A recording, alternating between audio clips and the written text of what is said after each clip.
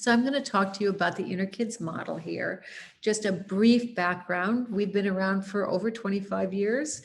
The research on the Inner-Kids elementary program was published in 2010, and it was one of the first peer-reviewed, controlled, trialed school-based programs in the field to be published. And the work in the Inner-Kids program is on offering secular mindfulness practices to children of all ages and to their caregivers, which means teachers, parents, therapists, and pretty much anybody who works with kids. So in the Inner-Kids program, we have three baskets or three large umbrellas of qualities that are developed and highlighted. The first is attention, the second is balance, and the third is compassion, what we call the ABCs. And these qualities, the development of these qualities is a bit of a progression, but it's not an entirely linear one. It's helpful to view these qualities as developing attention and balance and compassion.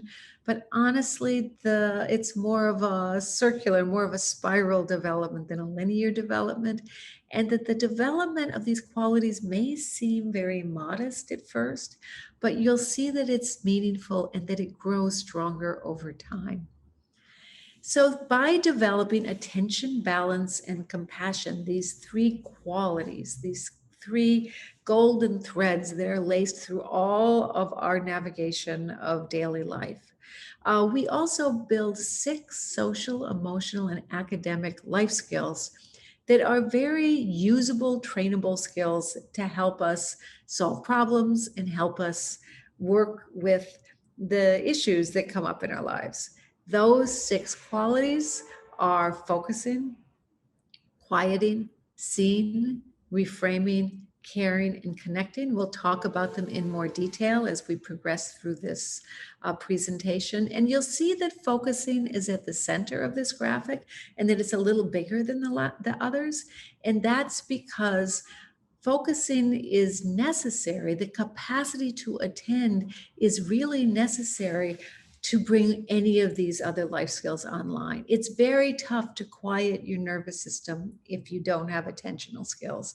Tough to see things, reframe them, and move toward caring and connecting if you don't have good, steady, stable, pliable attention skills. So that's why focusing is at the center and why the swish for it or the icon for it is a little bit bigger than the others.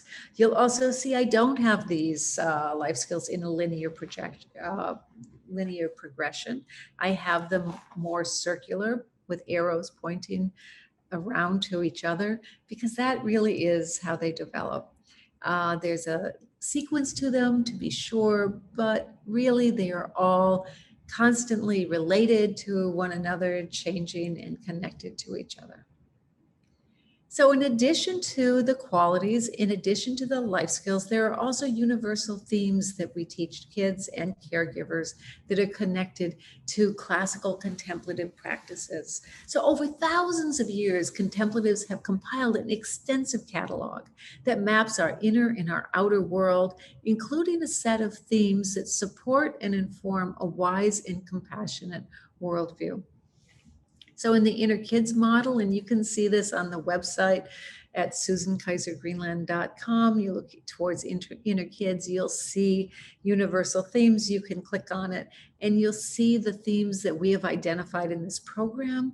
And those themes basically are acceptance and appreciation and attention, attunement, behavioral restraint, contemplative restraint, cause and effect, clarity, compassion, discernment, empathy, everything changes, interdependence, joy, kindness, motivation, open-mindedness, patience. As time passes, the older I get, the more I appreciate the importance of patience in this work, present moment, self-compassion, and wise confidence.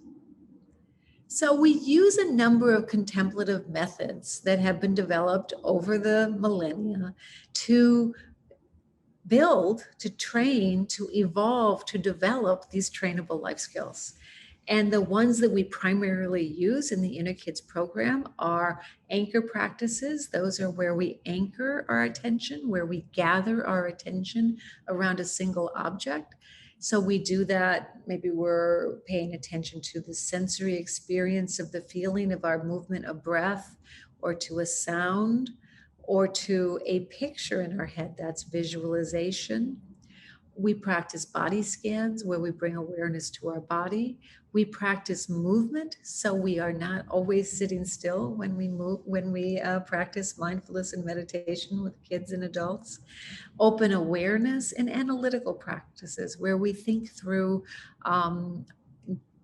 different problems, to be sure, but also think through different ways of perceiving our experiences and the world around us.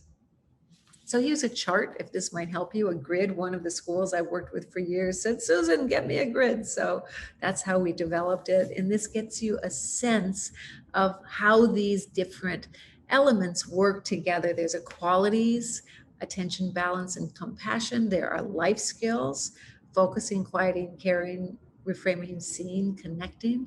The contemplative methods I mentioned, anchor practices, awareness practices, analytical practices, body scans, and movement, and themes. And here are just a few of the selected ones that could fit on the slide, like open-mindedness, like appreciation, like interconnection, like how everything changes, like being helpful, just plain old helpfulness, and about letting go and letting be. So in the Inner Kids model, we teach or we practice our mindful games through a sequence that closely tracks the scientific method: play, practice, share, and apply. So with play, the first thing we do is we have some fun. That makes mindfulness more fun for kids, which is really, really important to me. And it also brings them to the practice with a smile on their face rather than a grim determination that, oh, I'm going to meditate and be mindful and improve. So instead, we come having some fun with some relaxation, with some joy. And then we play a mindful game, either standing or sitting down or walking or lying down, where we observe or become familiar with our minds and our bodies.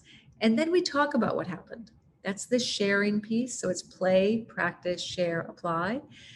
The sharing piece is we talk about our experience. I think this is really, really important when working with kids, because kids are very often what we call a conscript audience. They didn't choose to be with us. Their moms or their dads or their teachers or their therapists or their grandparents thought it was a good idea.